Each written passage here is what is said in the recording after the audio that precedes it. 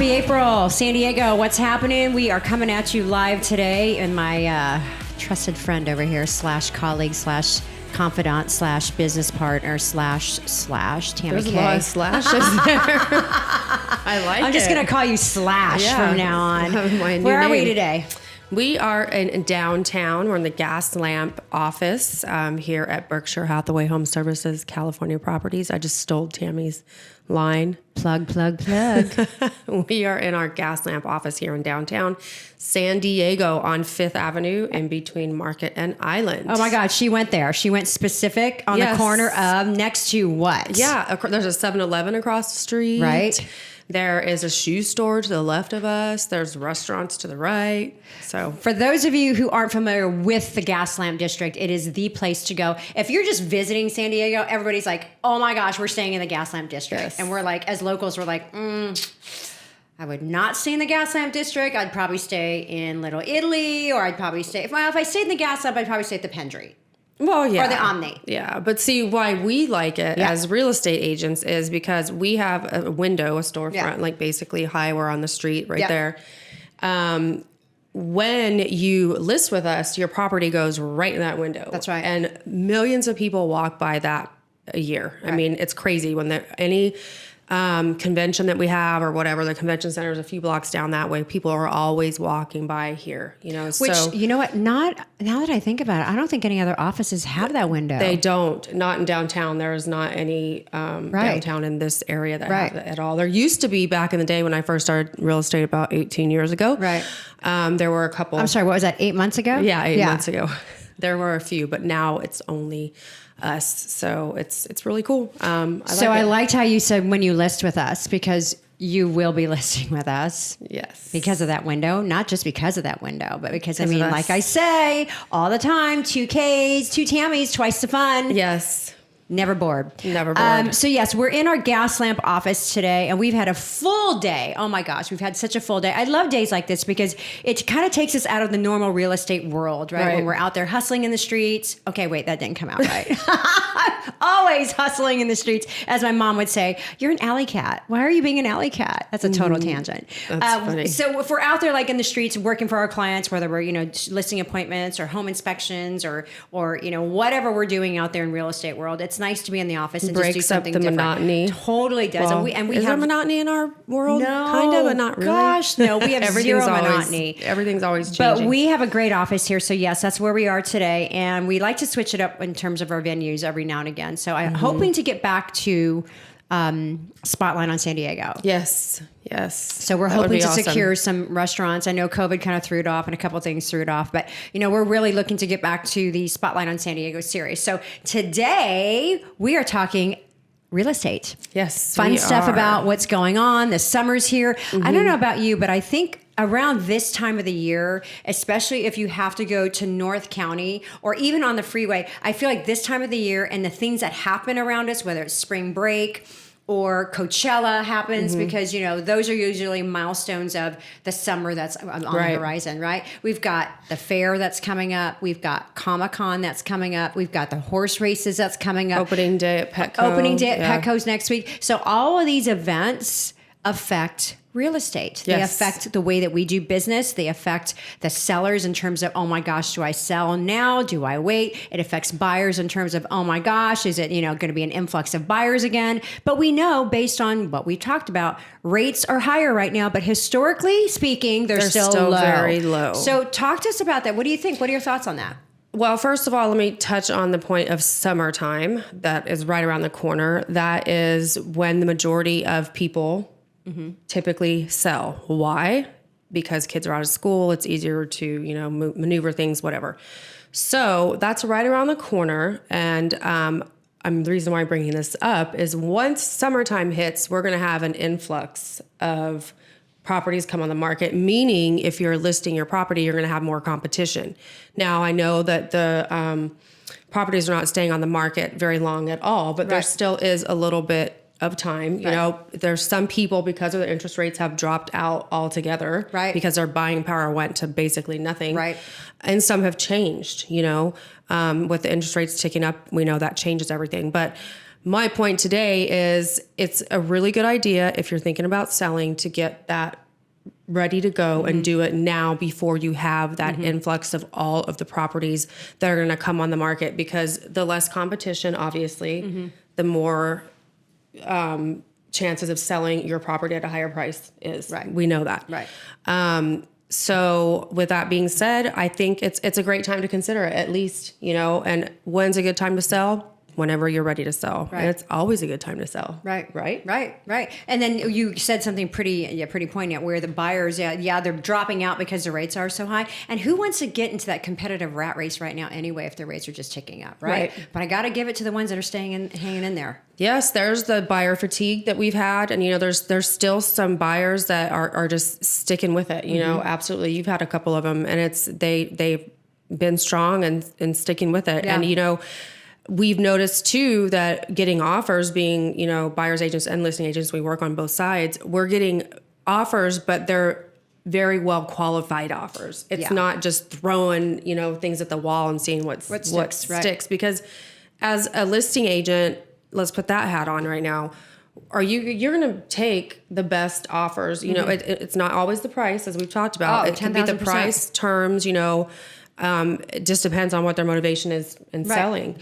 So you just need to, I totally forgot what I was. We're talking about how the influx of buyers now, the ones that are just staying in there. Yeah.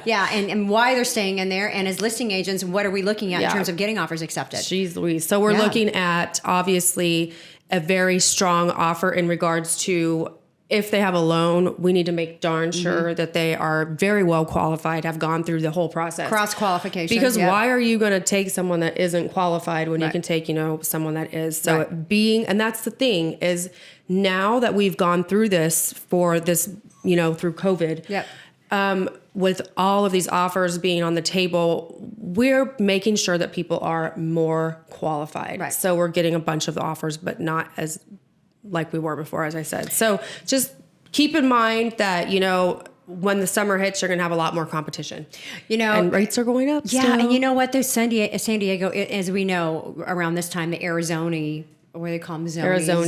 The zonies. Yeah. The zonies, they flock to San Diego. Oh, yeah, for sure. And they just take up the Airbnb space. And then they realize, oh my God, we actually love it here. So we want to live here. So all sorts of things happen in the summertime with San Diego. It just creates such a havoc for us to do our job. But for those of us, just like the buyers who hang in there, those agents that we stick in there with come rain or shine, whatever, we're still out there hitting the ground and we're making things happen. Right.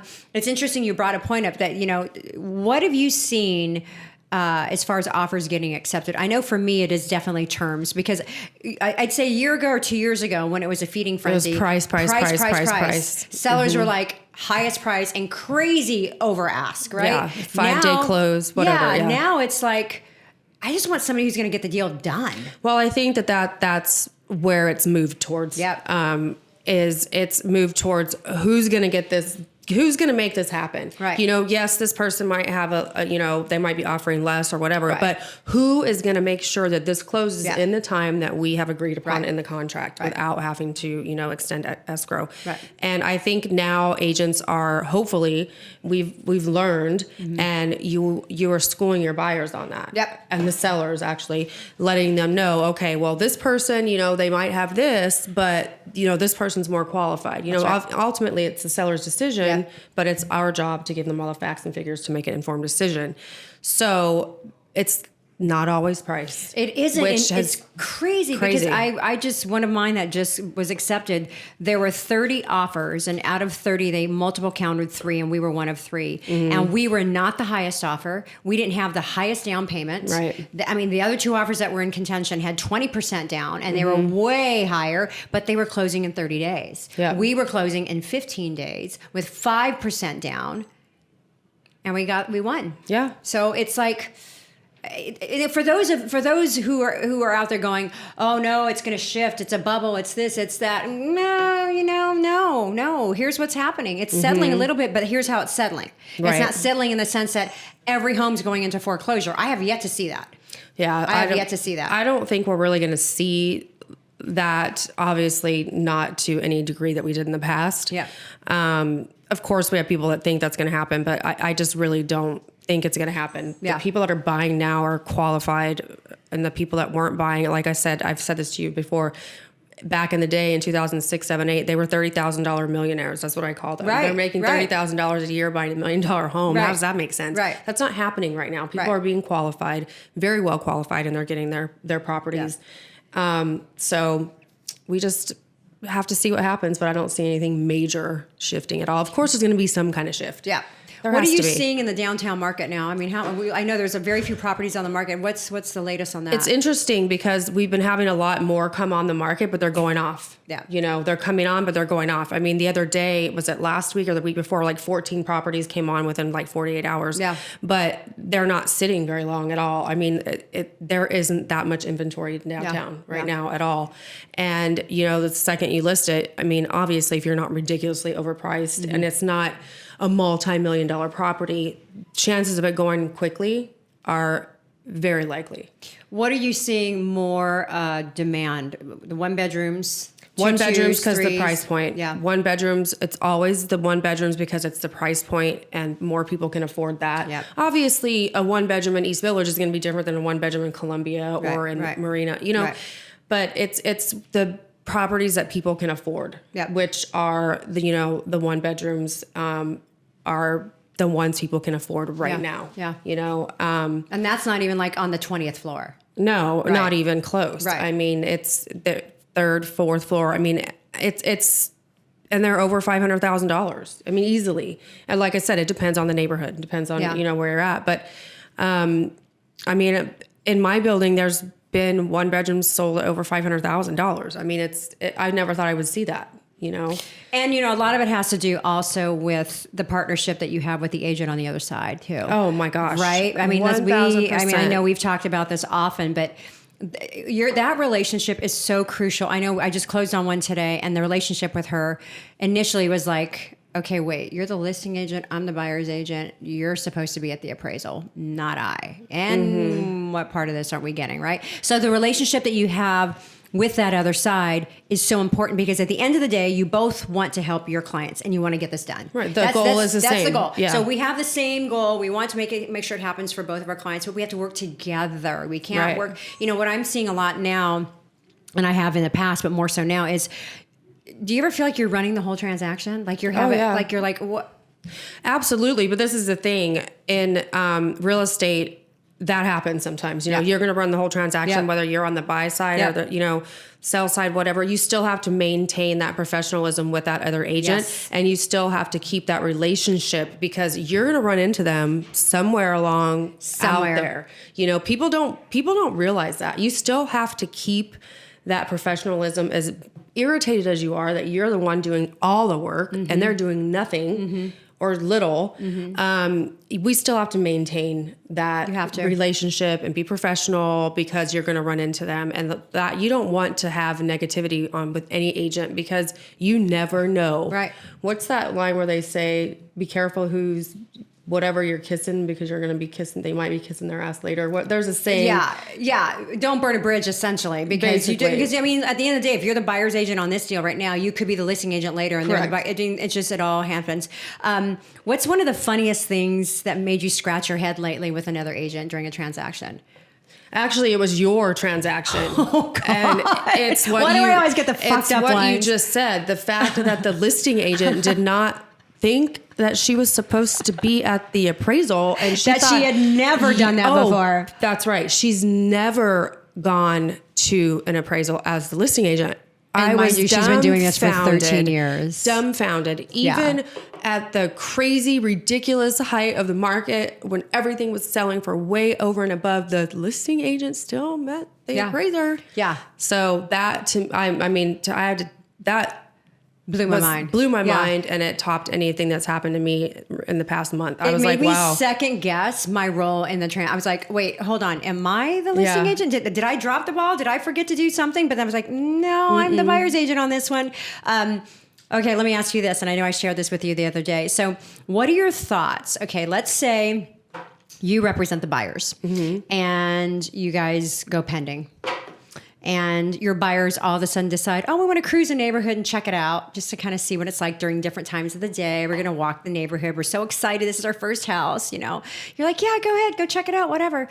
And they kind of walk around the neighborhood and they see the house that you're an escrow on. And they see, I know where this is going. See open houses sign. And the signs are pointing to the house that you are pending. That you have an accepted offer on. And they approach who they think is the agent, but he's not an agent. He is an agent with the brokerage, but this is his first rodeo, so they thought they'd let him do it. And they were getting ready to do an open house when you're already under contract. Yeah, that would be very bothersome. And that you told me this, and I think it's absolutely. First of all, okay, I get it, 1,000%. If they have everything planned, it was his first open house, that's fine. Okay, things happen. At least contact you, Tammy, as the buyer's agent and let you know, by the way, we already had an open house.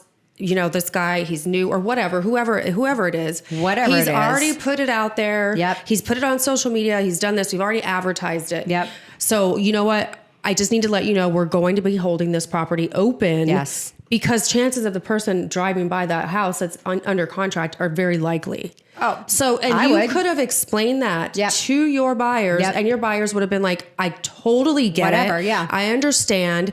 Instead of walking into a situation and then. Didn't they say, "Oh no, we're actually doing this for backup offers"? Okay, see that right there. First of all, just done. Why would you tell that agent that? Yeah, not thinking that someone's going to come through. Are you trying to scare the sellers, the buyers away? Like, what are you trying to do? I mean, there was a lot of wrongness that was done there. I felt like it too. Told you. I felt like it too, and I felt like that's real estate 101 right there. Yeah. I mean, you just don't do that. Put it into pending. Don't do an open house. It's under contract. That's all you need to say. It's under contract. You should not be having an open house. Pretty simple. I mean, there are other agents who are like, I don't see no harm, no foul. I'm like, no. How would you feel if the roles were reversed? You would not like it. A lot of people don't look at the role reversal thing. They just look at their own side and they don't see that there's two sides to everything. And not everybody is as detail oriented as you or I. Right. But yeah, it's been a crazy week in real estate. It's continuing to pivot. And it keeps us on our toes. That's absolutely for sure. And I'm okay with the pivot. I love it. It keeps me dancing. It keeps us busy because I'll be boring. It's boring if I can't dance. But as always, San Diego, we love coming to you with up-to-date information regarding San Diego real estate, as well as just the market trends. And then, of course, we always throw in a couple of, funny isms of our own because we're human, right? Right. And we have a tendency to, drop the F-bomb every now and again and go off on tangents because I forgot to take my meds today. I'm joking. I'm like, does that happen every day? I mean, don't I forget every day? At any rate, San Diego, we are grateful for you. It is a beautiful start to the spring. We're supposed to have great weather these next few days. Yes. I cannot wait. Well, this is the time of year that you don't know whether to wear a turtleneck or to wear what you're wearing. Prime example. Yes. I'm wearing a turtleneck. She's wearing that. This is that time of year. Which is why layering is good. Yes. Yeah. And opening days layering. This week. So if you're living in downtown San Diego near Petco Park, and if you are all of a sudden putting your property on the market and it happens to be around Thursday, Friday, Saturday, Sunday. Or any time during the season. Yeah, it's going to be crazy, you guys. So think accordingly, plan accordingly. Downtown Tammy's your girl because she knows downtown like the back of her hand. I'm kind of all over Tammy. I'm talking Riverside County. I'm talking North County. I'm all over the map. But my point is we both have access to information that you might need, whether it's selling or buying, what have you. We are always shamefully plugging ourselves, and that's okay. So with that in mind, what are you doing this weekend? I'm going to go to the game. We're going to the game. Yes. We're going to the game on Friday. Yes, we are. Yes, we're foregoing opening day because that's a shit show. Yes. And I'm in the middle of it because I live right next door to Petco, which I'm fine with. Yeah. Because I love it. Yeah. But we definitely are. It's like opening day at the races. I Yes. kind of want to not go to that. No. And it's kind of. I feel like only rookies go to that now. I mean, it's just like whatever, Remember right? back in the day? Back in the day, that was like, ooh, opening day. how many drinks can I get at the club, and how many get? And afterwards, you're like, just whatever. I remember 2 things, and that's it. Getting in and not leaving. Oh God, those days were nuts. San Diego, you're always good to us. Yes. If you or somebody else you know wants to buy or sell, you know where to find us. We're here. We're always here. Peace out. Bye.